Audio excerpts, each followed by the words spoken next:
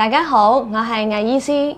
唔知大家有冇試過朝頭早起身嘅時候，覺得牙骹位好緊、好酸呢？又或者食嘢打喊路嘅時候，耳仔隔離個位突然之間咔一聲，甚至乎有啲病人同我講，佢哋痛到以為自己牙痛，去睇牙醫想剝牙，點知檢查完牙齒之後完全冇事。其實呢種痛好大機會係你嘅牙骹，即係顳顎關節出現咗障礙。牙骹痛其實好困擾嘅，甚至乎有時候會痛到口都擘唔大，會引發偏頭痛、耳鳴，甚至乎頸痛。今日我會同物理治療師 Edwin 分別從中醫同埋物理治療角度同大家拆解同埋治療牙骹痛嘅問題。點解會牙骹痛呢？牙骹係我哋全身最繁忙嘅關節之一。當你講嘢、食嘢，甚至吞口水嘅時候，需要用到佢嘅。喺物理治療師解剖嘅角度嚟睇，呢個關節入邊就好似一塊好薄、避震咁樣嘅軟骨墊喺入邊。咁正常嘅情況下，當你開口合口，呢塊墊都會跟住一齊滑動嘅。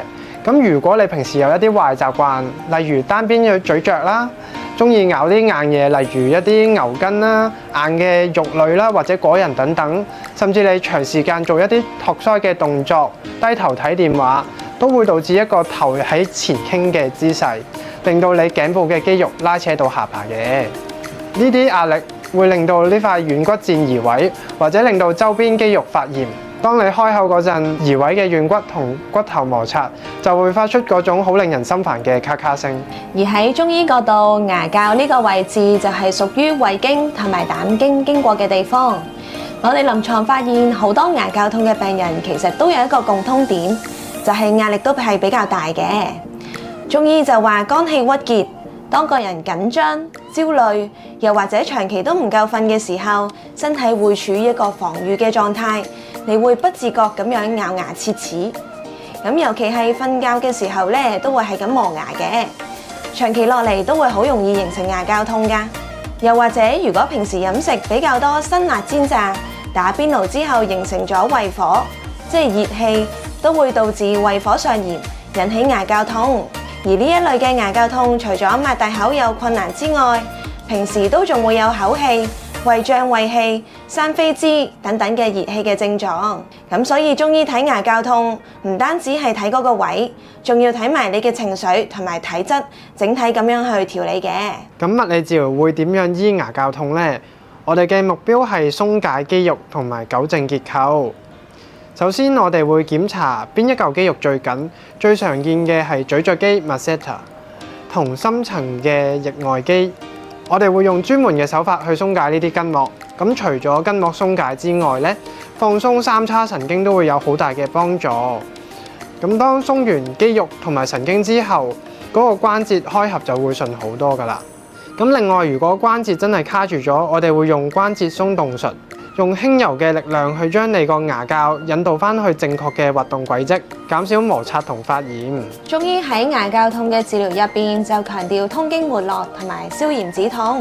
我哋一般都會用針灸配合中藥去治療牙骹痛嘅問題，會針對局部嘅下關穴、頰車穴，配合手部嘅合谷穴等等去通經活絡。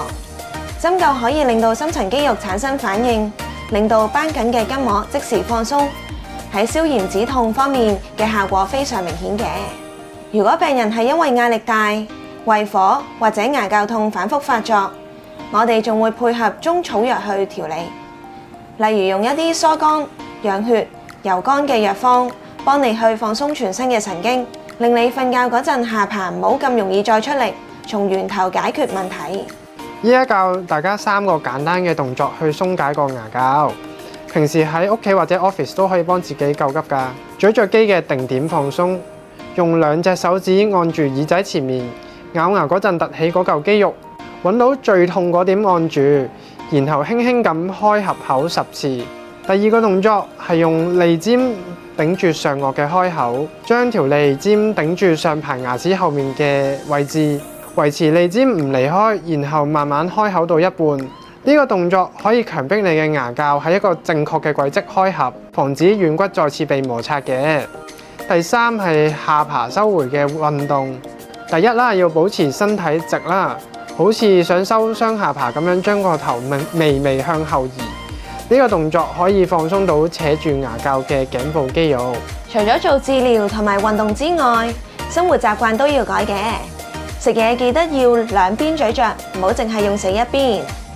另外，如果你開口已經有咔咔聲，就唔好挑戰食大嚿嘅漢堡包、好韌嘅牛扒或者香口膠啦。另外，下巴都要放鬆，心情都要放鬆。